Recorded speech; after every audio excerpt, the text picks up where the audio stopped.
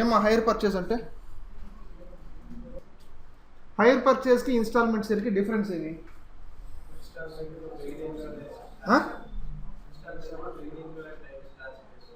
ఇన్స్టాల్మెంట్లో బిగినింగ్లోనే title transfer అయిపోతుంది. సరే, ఎందుకట్లా? అకౌంటింగ్లో ఇన్స్టాల్మెంట్ పర్చేస్కి హైర్ పర్చేస్కి డిఫరెన్స్ లేదు, రెండింటికి ఒకే అకౌంటింగే.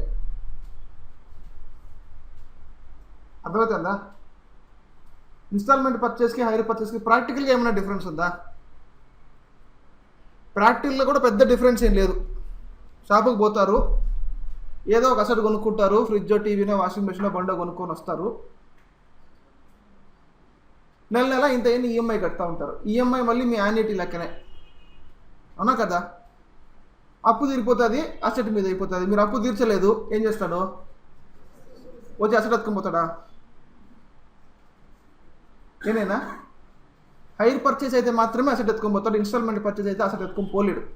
అర్థమవుతుందా? క్లియరా? ఈ రెండింటికి హైర్ పర్చేస్కి ఇన్స్టాల్మెంట్ సేల్కి ఓన్లీ లీగల్ డిస్టింక్షన్ మాత్రమే ఉంది. అకౌంటింగ్లో రెండు ఒకటే. రెండిట్లో ఏం చేస్తాము? అకౌంటింగ్లో లీగల్ ప్రకారము ఎంట్రీస్ రాస్తామా? మెటీరియాలిటీ అని ఒక కాన్సెప్ట్ చదివి ఉంటారు, సబ్స్టెన్స్ ఓవర్ ఫామ్ అని చెప్పేసి. ఏది జరుగుతుంటే దానికి ఎంట్రీస్ రాస్తారు. అర్థమవుతుందా? లీగల్ డిస్క్రిప్షన్తో అకౌంటింగ్ పని లేదు. అర్థమైందా కాలేదా? ఒక ల్యాండ్ మీ పొజిషన్లో ఉంది, ఎవరికో డబ్బులు ఇచ్చి కొనుక్కున్నారు, మీ పేరుతో రిజిస్టర్ అయినా కాకపోయినా మీరు బుక్స్లో రాసుకోవచ్చు. అర్థమైందమ్మా? రిజిస్టర్ రికార్డ్స్ ప్రకారం మీ పేరులోనే బుక్స్ ఉండాలని అవసరం లే. మీరు ఎంత ఖర్చు పెట్టి ఉంటే టు ది కాస్ట్ మీరు బుక్స్లో రాసుకోవచ్చు అసెట్ని. అర్థమైందా? రైట్. ఇప్పుడు హైర్ పర్చేస్ తీసుకుందాం. ఇన్స్టాల్మెంట్కి డిఫరెన్స్ ఏమనుకున్నాము? Ownership of the goods. Say for example మీరే ఒక సెల్లర్ అనుకోండి, 2 వీలర్ లేదా 4 వీలర్ అమ్మినారు. అర్థమైందా? వాడు ఒక 24 మంత్స్ అంటే 2 ఇయర్స్ ఈఎంఐలో కొనుక్కొని ఉంటాడు. అర్థమైందా? 24 మంత్స్ ఈఎంఐలో కొనుక్కొని ఉంటే 24 మంత్స్ వాడు రీపే చేయాలి. అంతేనా? సే ఫర్ ఎగ్జాంపుల్ వాడు ఇప్పుడు ఒక 4 నెలలు కట్టేసి 5 నెలలు కట్టలేదు. మీరేం చేస్తారు? ఏం చేస్తారు? నైనా పోయి వాడిని అడుక్కుంటూ ఉంటారా? డబ్బులు కట్టు అని. ఏం చేస్తారు? పోయి మీ బండో కారో మీరు వెనక్కి పెరుగురు చేశారు అనుకోండి, వాడు పోయి పోలీస్ కేసు పెట్టేస్తారు. అర్థమైందమ్మా? ఇక్కడ వెహికల్ ఎవరి పేరుతో రిజిస్టర్ అయి ఉంటుంది? బయ్యర్ పేరుతో. ఎక్స్ అనేవాడు మీ దగ్గర కొనుక్కున్నారు అనుకుందాం. ఎక్స్ అనేవాడి పేరుతో మీరు వెహికల్ రిజిస్టర్ చేసి ఇచ్చేస్తే, అర్థమైందా? Cost of the vehicle is 4 lakhs.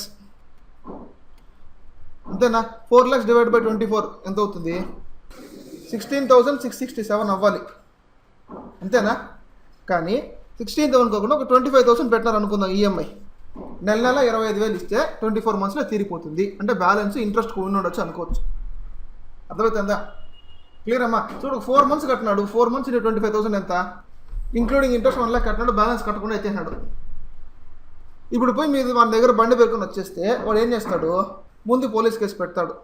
ఎందుకంటే ఈ వెహికల్ ఎవరి పేరుతో రిజిస్టర్ అయింది? ఎవరి పేరుతో రిజిస్టర్ అయింది? బయ్యర్ పేరుతో రిజిస్టర్ అయింది, అవునా కదా? అంటే ఎవరి పేరు మీద ఉంది? ఎక్స్ అనేవాడి పేరు మీద ఉంది. ఎక్స్ అనేవాడి పేరు మీద ఉండే ప్రాపర్టీని మీ ఇష్టం వచ్చినట్టు మీరు పోయి తీసుకొని వచ్చేస్తారా? తీసుకొని రాలేరు. వాడు మీకు అప్పు ఉండాడా? అసెట్ మీద అప్పు ఉండాడా? అసెట్ మీద అప్పు ఉన్నాడని చెప్పలే. అసెట్ కొనుక్కునేందుకు మీరు లోన్ ఇచ్చినట్టు లెక్క అక్కడ. అంటే మీరు ఈ లోన్ ఇచ్చిన transaction is a different transaction. 4 lakhs is a different transaction, అవునా కదా? క్లియర్ అనేనా? 4 lakhs is a different transaction, asset purchase is a different transaction. వాడు అసెట్ కొని పెట్టుకున్నాడు. ఇప్పుడు మీ డబ్బులు మీకు రావాలంటే మీరు ఏం చేయాలా? పద్ధతి ప్రకారం కోర్టుకు పోయి వాని మీద కేసు వేసి నాకు డబ్బులు ఇవ్వాలా అని జడ్జిని అడుక్కుంటే, జడ్జిని వాడు ఏదో ఒక అసెట్ నుంచి మిమ్మల్ని రికవర్ చేసుకొని మీకు ఆర్డర్ ఇస్తే, మీరు పోయి జడ్జి ఆర్డర్ చేసిన ప్రాపర్టీ నుంచి మీ డబ్బులు మీరు రికవర్ చేసుకోవచ్చు, లేదా జడ్జే రికవర్ చేసి ఇస్తారు మీకు, అవునా కదా? ఒక సిస్టమ్ ఏడ్చింది కదా, సిస్టమ్ని మీరు గాలికి వదిలేసి నేరుగా పోయి బండి పెట్టుకొని వచ్చుకునేస్తే మీ దౌర్జన్యం అయిపోతుంది, అవునా? సో ఫస్ట్ మీ మీద థెఫ్ట్ కేసు పెట్టేస్తారు. అర్థమైందా? ఈ తనలో పొంత ఎందుకు వస్తుంది? ఎక్స్ అనే వాడి పేరుతో మీరు ప్రాపర్టీ రిజిస్టర్ చేసి ఇచ్చిన దానివల్ల. అర్థమైందేనా? కాబట్టి ఎక్స్ అనే వాడి పేరుతో ప్రాపర్టీ రిజిస్టర్ చేయకుండానే, అర్థమైందా? ప్రాపర్టీ అంటే ఏమి ఇక్కడ? ఓనర్షిప్ ఆఫ్ ది వెహికల్ అనుకోండి. అర్థమైందమ్మా? Ownership of the vehicle X అనే వాడి పేరుతో రిజిస్టర్ చేయకుండానే తీసుకొని వాడుకొని ఇచ్చినారు అనుకుందాం. ఇప్పుడంటే మీరు పోయింది మీ బండి మీరు తెచ్చుకోవచ్చు కదా? తెచ్చుకోవచ్చు. ఎందుకంటే రిజిస్టర్డ్ ఇంకా ఎవరి పేరుతో ఉంది? నా పేరుతో ఉంది. నా బండి నేను తెచ్చుకున్నా, దీంట్లో గోల ఉంది ఏమన్నా. అర్థమైందా? క్లియర్ అమ్మా? ఇప్పుడు అవతలాడు ఒప్పుకుంటాడా? వాని పేరుతో మీరు రిజిస్టర్ చేయనే లేదు. అర్థమైందా? వాని పేరుతో మీరు రిజిస్టర్ చేయకుండానే నువ్వు నాకు నెల ఇంత కట్టు, నెల 25,000 కట్టు, ఎన్ని రోజులు కట్టమంటానమ్మో? 24 మంత్స్ కట్టు, 24 మంత్స్ అయిన తర్వాత నీ ప్రాపర్టీ నీకు ఇస్తానులే అని మీరు చెప్తే వాడు ఒప్పుకుంటాడా? 24 months నువ్వు 25,000 రూపాయలు తీసుకునేసి 24 months అయిపోయిన తర్వాత ఇంకా కార్ నా పేరు మీదనే ఉంది కదా, అది నా కార్ అని తీసి పెట్టుకున్నావు అనుకో, వాడు ఏం చేయాలా? నెత్తిని జడగుడ్డేసుకుంటాడా? కూర్చొని వల్ల నేడుస్తాడా? ఏమీ చేయలేడు. అర్థమవుతుందా? కాబట్టి అంత ముందుగానే ఒక కాంట్రాక్ట్ రాసుకుంటారు, ఫ్యూచర్ కాంట్రాక్ట్ రాసుకుంటారు. అర్థమైందమ్మా? కాంట్రాక్ట్ టర్మ్స్ ఏమి? If I pay 25,000 per month every month 24 months పాటు పే చేస్తే ఆఫ్టర్ 25 months నీకు ఈ కార్ ఇచ్చేస్తాను అని కాంట్రాక్ట్ రాసుకుంటారు. కాంట్రాక్ట్ టర్మ్స్ అన్ని ఫుల్ఫిల్ అయితే డెలివర్ చేయాలనా? అంతేనా కదా? సో అప్పుడు డెలివర్ చేస్తాడు future performance of the contract లెక్కన. అర్థమవుతుందా? ఈ ట్రాన్సాక్షన్ ఏమంటున్నాము? హైర్ పర్చేస్ సేల్ అంటాను. అర్థమవుతుందా? సో అంటిల్ 24 months అయిపోయేంత వరకు లీగల్గా మీరు కట్టే డబ్బులు ఏమనుకుంటాడు? Hire charges. నా బండి బాడుకు తీసుకున్నాడు, మధ్యలో ఎప్పుడన్నా బాడీకి కట్టలేదు, ఏమవుతుంది? వాడు తీసుకొని పోతాడు, నువ్వు కట్టింది మొత్తం బాడీగా బొక్క, అంతే. అర్థమైందేనా? లీగల్గా కూడా కోర్టుకు పోతే ఏమంటారు? ఇన్ని రోజులు మీరు రాసుకోలేదు హై రెంటల్ అగ్రిమెంటే కదా, అవునా కదా? బండికి రెంటల్ అగ్రిమెంట్ రాసుకుంటారు. ఈ కాంట్రాక్ట్ డిసీజ్ రెంటల్ అగ్రిమెంట్. మళ్ళీ ఇది AS 19లో వాడుకుంటాను ఈ కాన్సెప్ట్నే, గుర్తుపెట్టుకోండి. అర్థమైందేనా? Rental agreement with final disposal value 2 years నువ్వు వాడుకో, 2 years తర్వాత 10 రూపాయలకి 20 రూపాయలకి నీకు ట్రాన్స్ఫర్ చేసేస్తాను అంటాడు. Nominal price. Final instalment 23 months అయిపోయిన తర్వాత 24th month కన్సిడరేషన్కి 24th monthది రెంటల్ ఛార్జెస్ కాదు, 24th monthది సేల్ కన్సిడరేషన్ కింద తీసేసుకో, మొత్తం ప్రాపర్టీ నీదైపోతుంది అనుకుందాం. కానీ యాక్చువల్గా చూసుకుంటే ఇది సేల్ ట్రాన్సాక్షనా, రెంటల్ హైర్ పర్చేసా? సేలా హైరమ్మా? సేలే అవుతుంది. లీగల్గా చూసినట్లయితే లీగల్ టర్మినాలజీ ప్రకారము హైర్ అని చెప్పొచ్చు. మీరు బాడుకు తీసుకున్నాడు 24 months, 23 months బాడుకు కట్టినాడు, 24th month asset కొనుక్కున్నాడు అనొచ్చు. అర్థమైందమ్మా? క్లియర్ అనేనా? కానీ యాక్చువల్గా తీసుకుంటే ఏమవుతుంది? ఇక్కడ సేలే అది. అర్థమవుతుందా? ఏం sale? Credit sale. 4 lakh rupees క్రెడిట్కి ఇస్తున్నారు. అర్థమైందమ్మా? 4 lakh rupees క్రెడిట్కి ఇచ్చి వాడి నుంచి ఎవ్రీ మంత్ ఇంట్రెస్ట్ వేరే వసూలు చేస్తున్నారు. కొనుక్కున్న వాడికి ఇంట్రెస్ట్ ఎక్స్పెండిచర్ ఉంది, ప్రాపర్టీ కొనుక్కుంటున్నాడు. అమ్మేవాడికి ఇంట్రెస్ట్ ఇన్కమ్ ఉంది, సేల్ కన్సిడరేషన్ ఉంది. అవునా? ఇంట్రెస్ట్ P&L అకౌంట్లో పడుతుంది, సేల్ కన్సిడరేషన్ ట్రేడింగ్ అకౌంట్లో పడుతుంది. కొనుక్కునేవాడికి ఫిక్స్డ్ అసెట్ కింద అవుతుంది, ఇంట్రెస్ట్ ఎక్స్పెండిచర్ అవుతుంది. అర్థమైందమ్మా? యాక్చువల్గా ఏదైతే జరుగుతుందో దానికి మనం ఎంట్రీ రాయాలి. లీగల్గా అది హైరా కాదా మనకి అవసరం లేదు, దాన్ని మనం పక్కన పెట్టేసి. ఇప్పుడు మామూలుగా మీరు బయట చూస్తుంటారు కదా, బండి కొనుక్కోండి, కారు కొనుక్కోండి, చెక్కులు ఇవ్వండి, చెక్కులు తీసుకోండి, ఇవన్నీ హైర్ పర్చేజా, ఇన్స్టాల్మెంట్స్ ఎలా? బయట జరిగేది ఏంటైనా మామూలు షోరూంలో చూసేదంతా హైర్ పర్చేస్ కాదు, అవంతా ఏమి ఇన్స్టాల్మెంట్ సేలు. అర్థమైందా? హైర్ పర్చేస్ నార్మల్గా వెండర్సే చేస్తారు. వెండర్స్ అంటే ఎవరు? ట్రేడర్స్ ఆర్ మ్యానుఫ్యాక్చరర్సే చేస్తారు. అంటే ఏమర్థము? They are giving credit. అర్థమైందా? సే ఫర్ ఎగ్జాంపుల్ మీదే ఒక కారు షోరూమ్ ఉంది అనుకుందాం, మీరే అప్పు మీద అమ్మి అప్పును మళ్ళీ వసూలు చేసుకునే బాధ్యత కూడా మీరే పెట్టుకుంటే మీరేం చేస్తారు? మీ సేఫ్టీ మీరు చూసుకోవాలి కాబట్టి బాడుకి ఇస్తాను అని చెప్పేసి రెంటల్ అగ్రిమెంట్ రాసుకుంటారు. అర్థమైందా? కానీ ఇప్పుడు బయట జరిగేదంతా ఏమి? హైర్ పర్చేస్ యాక్చువల్గా ఎగ్జిస్టెన్స్లో లేదు, చాలా తక్కువ మంది వాడుతున్నారు. అర్థమైందా? బయట అంతా ఏం చేస్తారంటే ఈ వెండర్ ఏం చేస్తాడు? ఒక బ్యాంక్తో టైఅప్ అయి ఉంటాడు. అర్థమైందా? మీరు ఇప్పుడు నేను క్రెడిట్ మీద బండి కొనుక్కుంటానని పోతే ఫస్ట్ 2 చెక్లు ఏం అడుగుతాడు ఫస్ట్, అవునా? అర్థమైందమ్మా? బ్యాంక్ కూడా ఏం చేస్తారంటే మీరు ఏదైతే వెహికల్ కొనుక్కుంటాడో దాన్నే సెక్యూరిటీగా పెట్టుకొని మీకు బ్యాంక్ ఫస్ట్ అప్పు ఇస్తుంది. అర్థమైందా? మీకు ఇచ్చిన అప్పుని మీరు తీసుకొని పోయి షోరూమ్ మోడికి కట్టేస్తాడు. షోరూమ్ మోడికి ఏమైంది? ఇప్పుడు సేల్ అయిపోయింది, డబ్బులు వచ్చేసినాయి, పని అయిపోయింది. ఇప్పుడు మీ దగ్గర డబ్బులు వసూలు చేసుకునేది ఎవరు? బ్యాంక్ వసూలు చేసుకుంటుంది. ఇన్ కేస్ మీరు ఎప్పుడైనా కట్టలేదు, ఆ చెక్ని డిపాజిట్ చేసుకుని చెక్ బౌన్స్ ఉంటుంది. అర్థమైందా? సెక్యూరిటీ కింద ముందుగానే రిజిస్టర్ చేయించుకుంటారు మీ వెహికల్ని, బ్యాంక్ పేరుతో ఛార్జ్ చేసి ఉంటారు. ఛార్జ్ అసెట్ని వాడు ఏం చేస్తాడు? కోర్టులో కేసు వేసి, అర్థమైందేనా? సెక్యూరిటీ ఉన్న అసెట్ని వాడు వసూలు చేసుకుంటాడు. బ్యాంక్కి అయితే ఇదే పని, కోర్టుకు పోతుంది, కేసు వస్తుంది, సెక్యూరిటీ ఉంది అంటుంది, చెక్ బౌన్స్ కేసు ఉంటుంది. అర్థమైందేనా?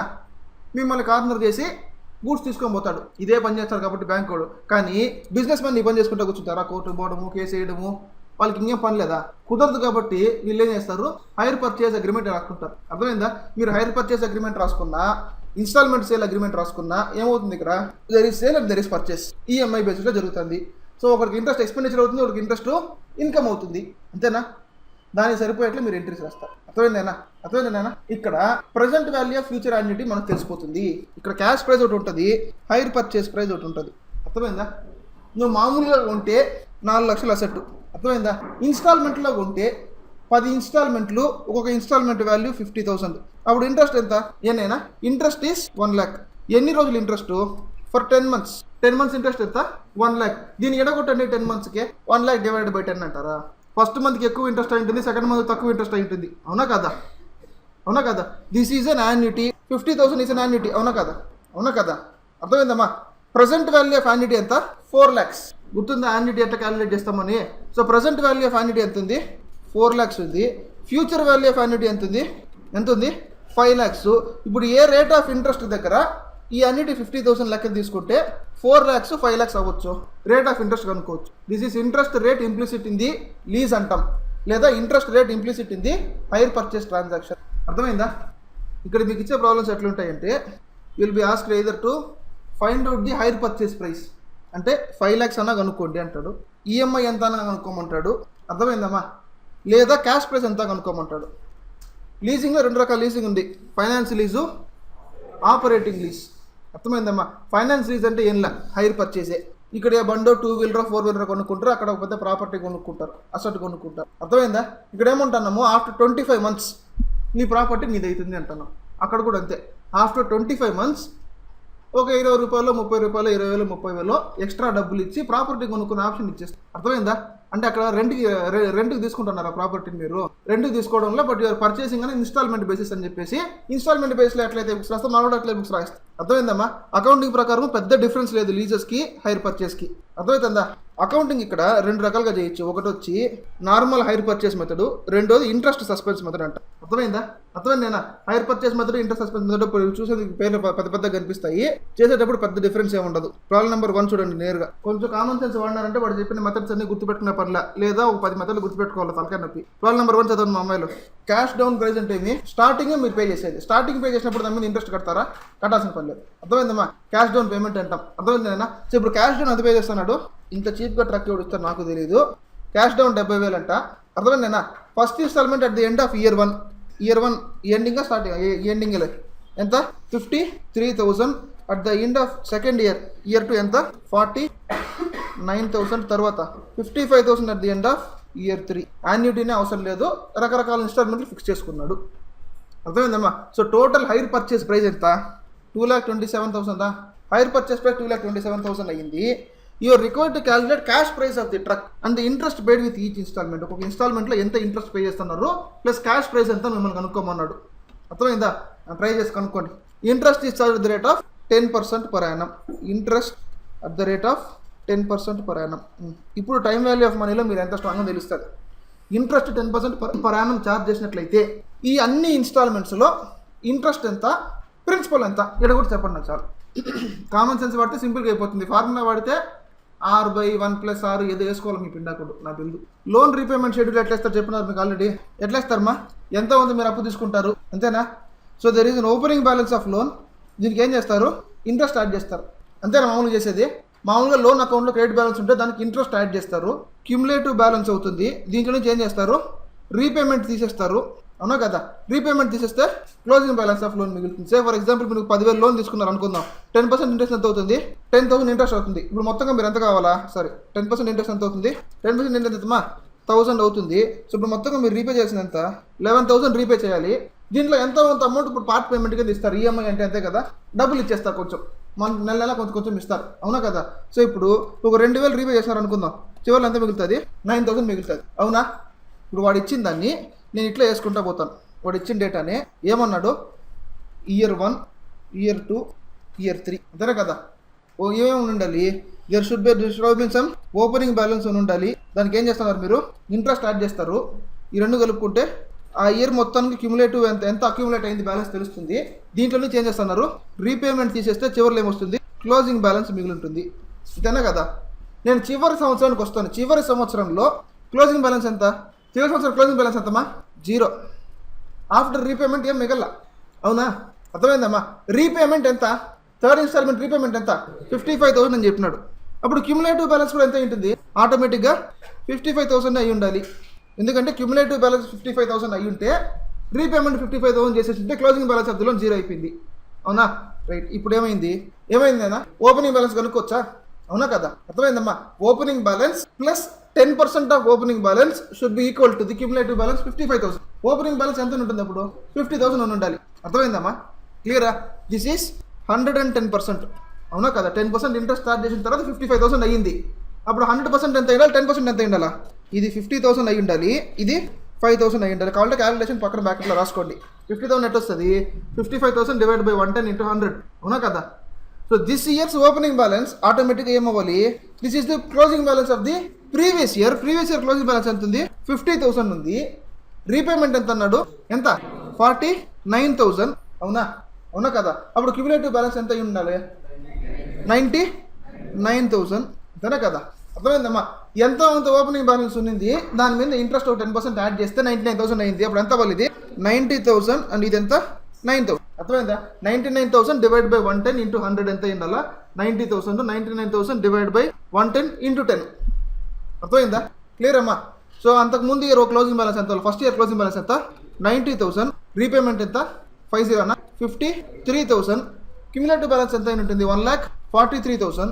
ఇంట్రెస్ట్ ఎంత ఉండాలా, 13,000 ఇంట్రెస్ట్ అయి ఉండాలి. ఓపెనింగ్ బ్యాలెన్స్ 1,30,000 అయి ఉండాలి, అవునా కదా? అర్థమైందమ్మా? సో ఇప్పుడు opening balance at the starting of year 1 ఎంత ఉంది, 1,30,000తో మీ అప్పు స్టార్ట్ అయింది.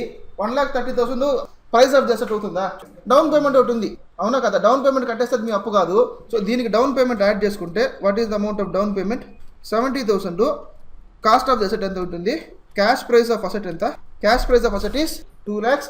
Interest bifurcation among the years, 13,000 in year 1, 9,000 in year 2 and 5,000 in year 3. అది ఫస్ట్ క్వశ్చన్కి ఆన్సర్. లేదంటే ఈ ఫార్ములా ఇట్లా గుర్తుపెట్టుకొని ఇవ్వండి, rate of interest by R by 100 + R అంట. అర్థమైందా? ఈ మోడల్లో లెక్క ఇచ్చినప్పుడు దీంతో 10/110తో మల్టిప్లై చేస్తే ఏదో ఒకటి వస్తుంది, దాన్ని ఎత్తి వేసుకొని ఏదో ఒకటి చేయండి. అది ఇంట్రెస్ట్ అంట. టోటల్ 55,000 ఇంట్రెస్ట్ తీస్తే బ్యాలెన్స్ క్యాష్ ప్రైస్ మిగులుతుంది అన్నాడు. అయిపోయింటే problem number 2. A acquired on 1st January 2011. 1st January 2011 అప్పుడు ఏ అనేవాడు ఒక మిషన్ కొనుక్కున్నాడంట హైర్ పర్చేస్ అగ్రిమెంట్ కింద, which provides for 5 half-yearly installments. అంటే ఎన్ని సంవత్సరాలు తీర్చాలి అప్పు, 2.5 years. 6 నెలలకు ఒకసారి ఇన్స్టాల్మెంట్ కట్టాలి. ఎన్ని ఇన్స్టాల్మెంట్స్ ఇస్తున్నాడు, 5 ఇన్స్టాల్మెంట్స్ ఇస్తున్నాడు. ఎంత కట్టాలంటే ప్రతిసారి 6,000 కట్టాలి. The first installment being due on 1st July 2011. First installment ఎప్పుడు ఇవ్వాలంటున్నాడు, 1st July 2011. మీరు కొనింది ఎప్పుడు, 1st January 2011. 1st January 2011 6 months లెక్కేసుకుని ఎంత అవుతుందమ్మా, జనవరి, ఫిబ్రవరి, మార్చ్, ఏప్రిల్, మే, జూన్, 6 నెలలు అయిపోతుంది. 6 నెలలు అయిపోయి నెక్స్ట్ డే ఫస్ట్ ఇన్స్టాల్మెంట్ కట్టాలంటున్నాడు. అర్థమైందా? Assuming that the applicable rate of interest is 10% per annum. 10% per annum అనుకుంటే క్యాలిక్యులేట్ ది క్యాష్ ప్రైస్ అన్నాడు. అర్థమైందేనా? ఇక్కడ కూడా మళ్ళీ సేమ్ టేబుల్ కన్స్ట్రక్ట్ చేసుకోండి. దీన్ని 2 రకాలుగా సాల్వ్ చేయొచ్చు. 6 నెలలకి ఎంత ఇంట్రెస్ట్ అంటున్నాడు, 10% per annum. 10% per annum అన్నాడు, కానీ మీరు రీపే చేయాల్సింది 6 monthsకి. అర్థమైందమ్మా? సో సంవత్సరానికి 10% అనొచ్చు, లేదా 6 నెలలకి 5% అనొచ్చు. అర్థమవుతుందా? సో అప్పుడు 6 నెలలకు అన్నప్పుడు నేను ఇన్స్టాల్మెంట్స్ నెంబర్ 1, 2, 3 వేసుకుంటాను. ఇయర్ లెక్కేసుకోలేదు. ఎన్ని ఇన్స్టాల్మెంట్స్ పే చేయాలా, 5 ఇన్స్టాల్మెంట్స్. సో ఇన్స్టాల్మెంట్ నెంబర్ ఇక్కడ రాసుకుంటాను. ఇన్స్టాల్మెంట్ ఎంత అవుతుంది, 2, 3, 4 and 5 ఇన్స్టాల్మెంట్స్. అంతేనా? There should have been some opening balance. అంతేనా? దానికి ఇంట్రెస్ట్ యాడ్ చేసి ఉంటారు. మొత్తము క్యూములేటివ్ బ్యాలెన్స్ మైనస్ రీపేమెంట్, చివర్లో క్లోజింగ్ బ్యాలెన్స్. 5th ఇయర్లో క్లోజింగ్ బ్యాలెన్స్ ఎంత, at the end of the 5th year closing balance ఎంత ఉండాలమ్మా, 0. అవునా కదా? రీపేమెంట్ ఎంత చేసినారు 5th year, last installment is 6,000 repayment. అప్పుడు క్యూములేటివ్ బ్యాలెన్స్ ఎంత అయి ఉండాలి, ఇది కూడా 6,000 అయి ఉండాలి. అర్థమవుతుందా? రేట్ ఆఫ్ ఇంట్రెస్ట్ ఎంత అనుకుంటున్నాము, 5%. ఇది ఎంత ఉండాలి ఇప్పుడు, 105%. ఇంట్రెస్ట్ ప్లస్ ప్రిన్సిపల్, అవునా కదా? అర్థమైందమ్మా? 6,000 105% అంటే అప్పుడు 5% ఎంత ఉండాలి, 6,000 into 5/105 ఎంత, 286. 286 కూడా కలుపుకుంటే తీసేస్తే ఓపెనింగ్ బ్యాలెన్స్ ఎంత ఉండాలా, 5,714. అంతేనా? సో ఇప్పుడు ఈ 5,714 ఏమవ్వాలి, 4th ఇయర్ క్లోజింగ్ బ్యాలెన్స్ 5,714 అయి ఉంటుంది. 4th ఇయర్లో రీపేమెంట్ 6,000 అయి ఉండాలి. అప్పుడు క్యూములేటివ్ బ్యాలెన్స్ 11,714. 11,714 into 5/105 ఎంత, 558. అప్పుడు ఓపెనింగ్ బ్యాలెన్స్ ఎంత ఉండాలి, 11,714 minus 558 ఎంత, 11,156. ఇది 3rd ఇయర్కి ఏమైంటుంది, క్లోజింగ్ బ్యాలెన్స్ 11,156, రీపేమెంట్ 6,000 యాడ్ చేసుకుంటే current opening balance cumulative balance ఎంత ఉంటుంది, 17,156. దీంట్లో ప్రిన్సిపల్ ఎంత, ఇంట్రెస్ట్ ఎంత, 17,156 into 100/110 ఎంత, 100/105 ఎంత. నేను అడిగింది ప్రిన్సిపల్ 16,339. ప్రిన్సిపల్ ఎంత, సరే ప్రిన్సిపల్ 16,000, ఇంట్రెస్ట్ ఎంత, 87,817. అంతేనా?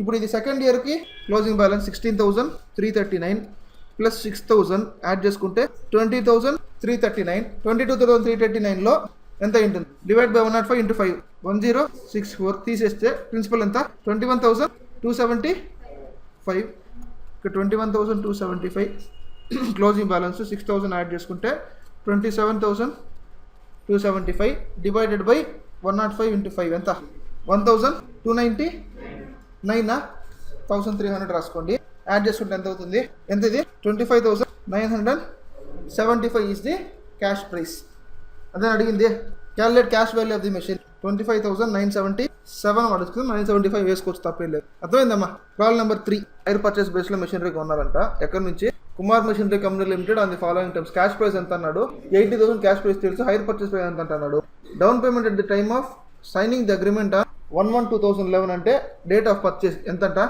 21,622 80,000 క్యాష్ ప్రైస్ అన్నాడా అంతేనా కదా సో మొత్తంగా ఇచ్చేసి డబ్బులు ఇచ్చేసి తీసుకోమంటే ఎంత అంటున్నాడు క్యాష్ ప్రైస్ ఎంత 81,000 క్యాష్ ప్రైస్ ఇస్ 80,000 దీంట్లో నుంచి స్టార్టింగ్లోనే డౌన్ పేమెంట్ పోతే ఎంత డౌన్ పేమెంట్ 622 పోతే లోన్ ఎంత తీసుకున్నట్లప్పుడు ఎంతమ్మా 58,378 మీరు అప్పు తీసుకుంటున్నారు 5 equal annual instalments of 15,400 first commence at the end of 12 months 1 year అయిన తర్వాత ఫస్ట్ ఇన్స్టాల్మెంట్ ఎంత అన్నాడు 15,400 ఎన్ని ఇన్స్టాల్మెంట్ అన్నాడు 5 annual installments so at the end of year 1 year 1 and ఎంత ఇన్స్టాల్మెంట్ 15,000 ప్రతి సంవత్సరం కట్టాలి అంటున్నాడు ఇంట్రెస్ట్ క్యాలిక్యులేట్ చేయమన్నాడు రేట్ ఆఫ్ ఇంట్రెస్ట్ ఎంత అన్నాడు 10% you are required to calculate the total interest and interest included in each installment ఒక్కొక్క ఇన్స్టాల్మెంట్లో ఇంట్రెస్ట్ ఎంత ఉంది అని కనుక్కోమన్నాడు అంతేనా రైట్ స్టార్ట్ చేయండి ఓపెనింగ్ బ్యాలెన్స్ ఎంత ఉంది మా 58,378 సో ఇయర్ 1 ఓపెనింగ్ బ్యాలెన్స్ ఎంత ఉంది 58,378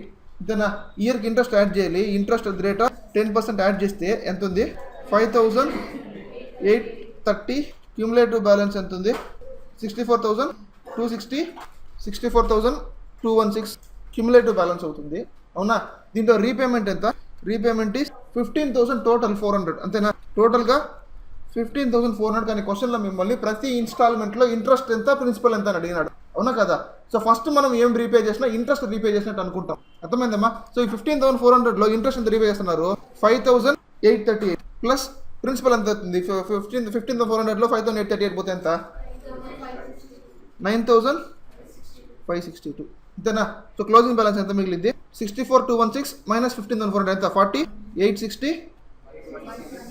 816 అది ఫస్ట్ ఇయర్ ఇట్లా ఎన్ని ఇన్స్టాల్మెంట్స్ అన్నాడు 5 ఇన్స్టాల్మెంట్స్ 5 ఇయర్స్కి షెడ్యూల్ కన్స్ట్రక్ట్ చేయండి ఓపెనింగ్ బ్యాలెన్స్ ఎంత అయింది 48,816 4882 అంతేనా క్యూములేటివ్ బ్యాలెన్స్ ఎంత అయింది 53,698 టోటల్గా మీరు రీపే చేస్తున్నది 15,400లో 4,882 ప్రిన్సిపల్ అయిందంటే సరే ఇంట్రెస్ట్ అయిందంటే ప్రిన్సిపల్ ఎంత 10,518 అంతేనా క్లోజింగ్ బ్యాలెన్స్ ఎంత అవ్వాలి ఇప్పుడు 53,968 మైనస్ 15,400 38,298లో ఇంట్రెస్ట్ 3,829 3,830 అనుకోవచ్చు రైట్ రెండు కలుపుకుంటే ఎంత అవుతుంది 42,128లో 15,400 మీరు కట్టేస్తున్నారు దాంట్లో 3,830 ఇంట్రెస్ట్ అయితే ప్రిన్సిపల్ రీపేమెంట్ ఎంత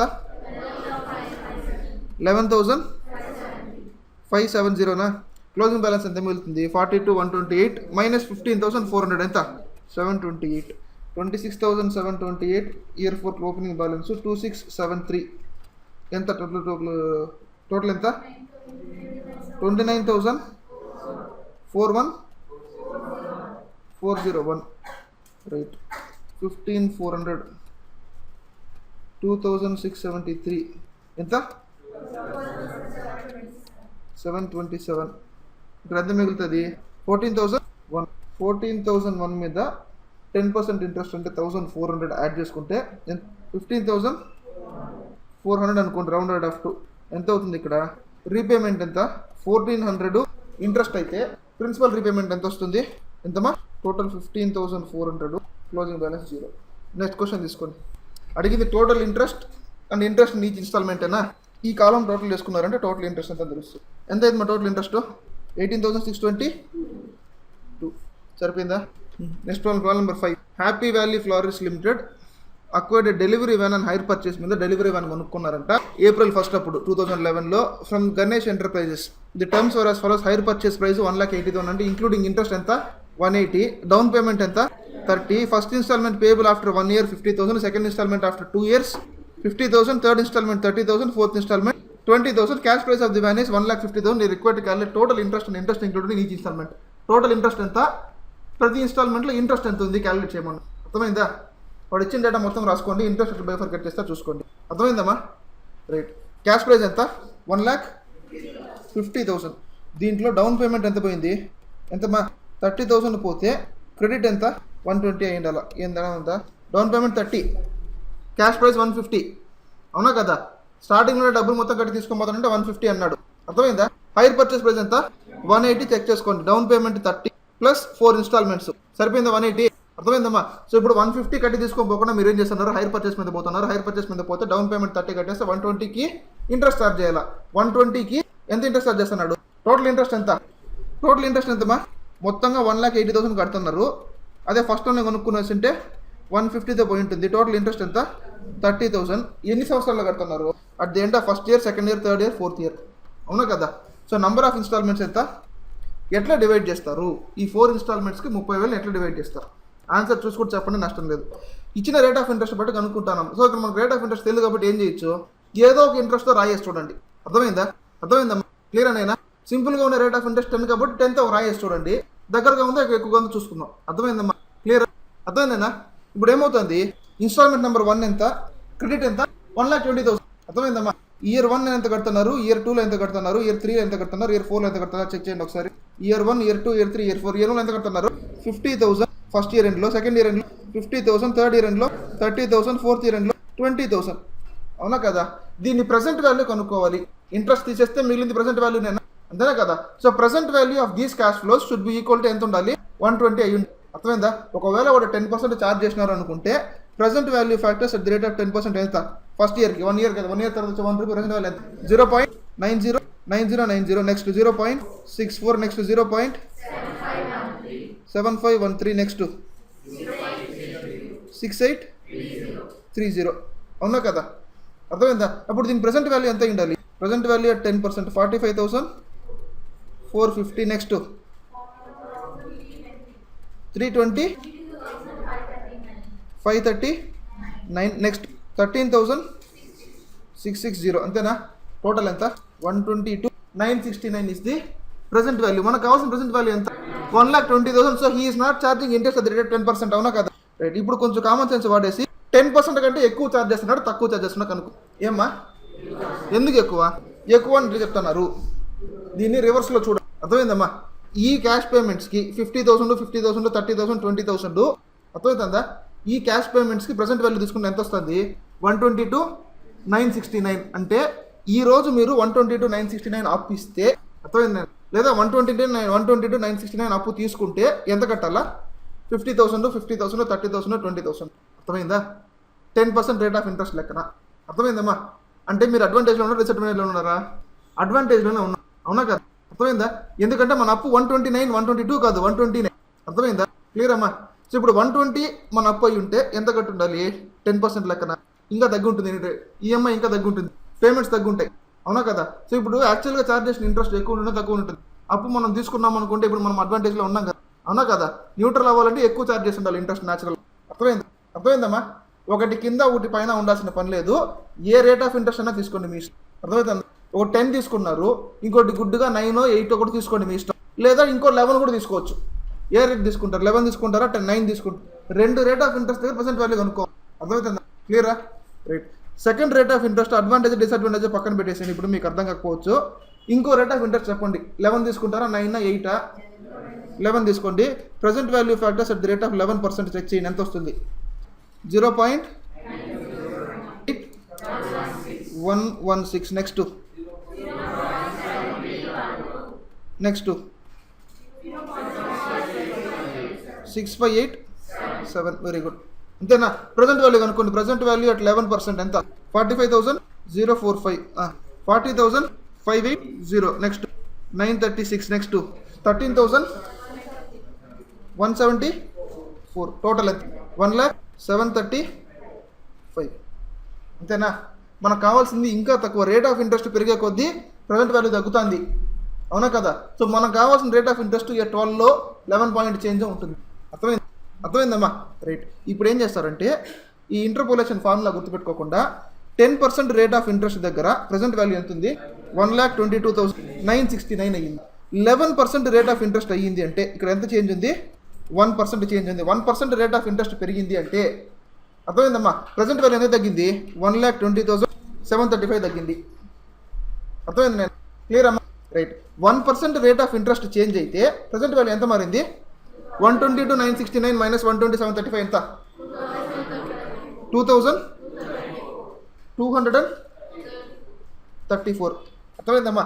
మనకు 11% కంటే ఇంకా చేంజ్ అవ్వాలి. రేట్ ఆఫ్ ఇంట్రెస్ట్ పెరుగుతా ఉంటే కొద్దీ ప్రజెంట్ వాల్యూ తగ్గుతుంది.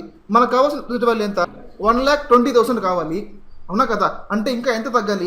735 రూపీస్ తగ్గాలి. 11% తీసుకుంటే 735 తగ్గాలి. 10% తీసుకుంటే 2,969 తగ్గాలి. అర్థమైందమ్మా? కావాల్సిన రిడక్షన్ ఎంత? 735. మనకు తెలిసిన రిడక్షన్ ఎంత? 1% తగ్గిందంటే ఎంత తగ్గుతుంది? 2,234 తగ్గుతుంది. అర్థమైందమ్మా? సో 1% వాల్యూ ఈజ్ 2,234 అయినప్పుడు ఎంత పర్సంటేజు పెరిగితే 735 రూపీస్ తగ్గుతుంది కనుక్కోవాలి. అంతేనా? Rule of cross multiplication 735 × 1 divided by 2,234 ఎంతమ్మా? 0.329%. అంతేనా? అర్థమైందమ్మా? సో ఇప్పుడు ఐఆర్ఆర్ ఎంత? ఇంటర్నల్ రేట్ ఆఫ్ రిటర్న్ అంటాం దీన్ని. ఎంత internal rate of return? Interest rate explicit in the lease అంటాం. Interest rate implicit in the lease or interest rate implicit in the hire purchase agreement ఎంత? 11.329%. కానీ question మిమ్మల్ని rate కనుక్కోమని అడగల. Question ఏమడిగినాడు? You are required to calculate total interest and interest included in each instalment. ప్రతి ఇన్స్టాల్మెంట్లో total interest ఎంత, interest included ఎంత అని కనుక్కోమన్నాడు. అంతేనా? రైట్. ఇప్పుడు 11.329% దగ్గర తీసుకొని ఒక రీపేమెంట్ షెడ్యూల్ కన్స్ట్రక్ట్ చేయాలి. అర్థమైంది? నేను ఇయర్ 1 ఓపెనింగ్ బ్యాలెన్స్ ఎంత ఉంది? ఓపెనింగ్ బ్యాలెన్స్ ఎంతమా? మీరు ఆల్రెడీ చెప్పినాడు పైన ఎంత? Opening balance 1,20,000. అంతేనా? రైట్. 1,20,000 దగ్గర స్టార్ట్ చేయండి. ఇయర్ 1 ఓపెనింగ్ బ్యాలెన్స్ ఎంత ఉంది? 1,20,000. ఫస్ట్ ఇయర్లో దీని మీద ఇంట్రెస్ట్ ఛార్జ్ చేయండి. ఇంట్రెస్ట్ ఎంత? At the rate of 11.329%. అంతేనా? ఇంట్రెస్ట్ ఛార్జ్ చేయండి. 1,20,000 ఇంటూ 11.329% 13,595. క్యూములేటివ్ బ్యాలెన్స్ ఎంత? 1,33,595 మన అకౌంట్లో పడింది, మిగిలింది. అంతేనా? ఈ 133,595లో ఎంత రీపేమెంట్ చేస్తున్నారు? రీపేమెంట్లో ఇంట్రెస్ట్ ఉంది, ప్రిన్సిపల్ ఉంది. టోటల్ రీపేమెంట్ ఎంత? ఫస్ట్ ఇన్స్టాల్మెంట్ ఎంత? 50,000. అవునా?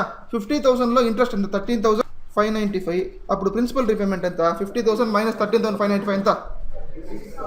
36,405. పోతే క్లోజింగ్ బ్యాలెన్స్ ఎంత? 1,33,595 మైనస్ 50,000 ఎంత? 83,595. అది ఫస్ట్ ఇయర్ కథ. ఓపెనింగ్ బ్యాలెన్స్ సెకండ్ ఇయర్కి ఎంత? 83,595. ఇంట్రెస్ట్ ఎంత? 83,595 ఇంటూ 11.329% ఎంత? రైట్. 9,475. క్యూములేటివ్ బ్యాలెన్స్ ఎంత అవుతుంది? 93,065. 93,065లో ఇప్పుడు సెకండ్ రీపేమెంట్ ఎంత? 50,000. అవునా? రైట్. ప్రిన్సిపల్ ఎంత ఇక్కడ కడతానే? 9,470. 50,000 9,470 పోతే 40,530 తీసేస్తే ఎంత మిగులుతుంది మా క్లోజింగ్ బ్యాలెన్స్? 93,065లో 50,000 పోతే ఎంత? 43,065. 43,065లో ఇంట్రెస్ట్ ఎంత? 11.29% ఎంత? 4,879.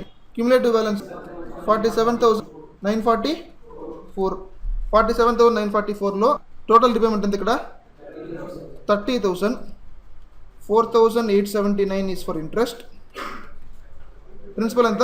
25,121. ఎంత క్లోజింగ్ బ్యాలెన్స్? 17,944. 11% ఇంట్రెస్ట్ లేక 11.329% ఎంత ఇంట్రెస్ట్? 19,977. ఇంట్రెస్ట్ ఎంత? మరి రీపేమెంట్ ఎంత? ఎంత? 20,000. ఇంట్రెస్ట్ ఎంత? 2033 ప్లస్ ప్రిన్సిపల్ రీపేమెంట్ ఎంత? 17,960. రాకూడదు. 19,977 మైనస్ 2033 ఎంత? ఒక్క నిమిషం. 19,977 వచ్చిందా? అది 19,977 ఉండకూడదు. ఎందుకంటే అక్కడ 23 రూపీస్ డిఫరెన్స్ వస్తుంది. అవునా? ఈ రేట్ కనుక్కునేటప్పుడు రౌండింగ్ ఆఫ్ డిఫరెన్స్లో తేడా వచ్చి ఉంటుంది. ఆ రౌండింగ్ ఆఫ్ డిఫరెన్స్ వచ్చిందని కూడా మీరు ఏం చేస్తారంటే ఇంట్రెస్ట్ యాడ్ చేసేస్తుంది. అర్థమవుతుందా? ఎంత ఈ డిఫరెన్స్ ఎంత? 23 రూపీస్. ఆ 23 రూపీస్ని తీసుకుని వచ్చి దీంట్లో యాడ్ 2033 ప్లస్ 27 23 ఎంత? 2056. కలుపుకుంటే క్యూములేటివ్ బ్యాలెన్స్ 20. ఇప్పుడు ఇది ఎంత అవుతుంది? 2033 కాదు, 2056 ప్లస్ ఇది ఎంత? 17,944, క్లోజింగ్ బ్యాలెన్స్ 0. వీడు 6% అండ్ 12% తీసుకున్నాడు, వాడికి వచ్చిన రేటు 11.39, మనకు వచ్చింది 11.329. ఏం పెద్ద ప్రాబ్లం కాదు. వాడిని కూడా 182 రూపీస్ డిఫరెన్స్ మిగులుతుంది. అర్థమైందా? మనకు వచ్చిన డిఫరెన్స్ ఎంతమ్మా? 23 రూపీస్. అర్థమైందా? ఎంత డిస్టెంట్ రేట్స్ తీసుకుంటే అంత అప్రాక్సిమేషన్ ఎర్రర్ వస్తుంది. అర్థమైంది? Rate is between 11 and 11.5. మనం తీసుకునేది 10 అండ్ 11 తీసుకున్నాం. అర్థమైందా? కాబట్టి ఎస్టిమేషన్ ఎర్రర్ మనకు 23 రూపీస్ వచ్చింది. వాడు 6 అండ్ 12 తీసుకున్నాడు, రెండు దూరంగా ఉన్నాయి కాబట్టి ఎస్టిమేషన్ ఎర్రర్ డిఫరెన్స్ వస్తుంది.